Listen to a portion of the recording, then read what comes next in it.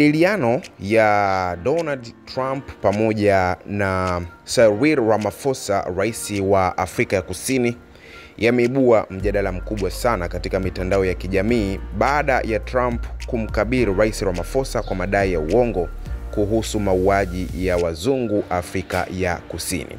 Katika mkutano wa hadhara uliofanyika Ikulu ya Marekani tarehe 21 Mei mwaka huu wa 2025, Rais wa zamani wa Marekani Donald Trump alimkabili Rais wa Afrika ya Kusini Cyril Ramaphosa kwa madai ya uongo kuhusu mauaji ya wazungu nchini Afrika ya Kusini.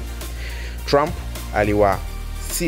aliwasilisha video ya nakala za habari zinazodaiwa kuonesha mashambulizi dhidi ya wakulima weupe, akidai kuwa serikali ya Afrika ya Kusini inahusika katika kampeni ya mauaji ya kikabila dhidi ya wazungu.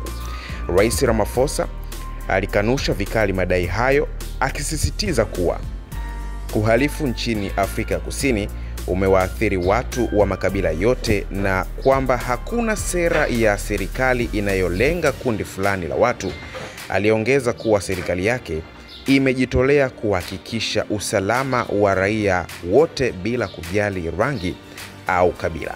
Mkutano huo uliibua mvutano mkali kati ya viongozi hao wawili, huku Donald Trump akisisitiza msimamo wake licha ya ushahidi unaopingana na madai yake.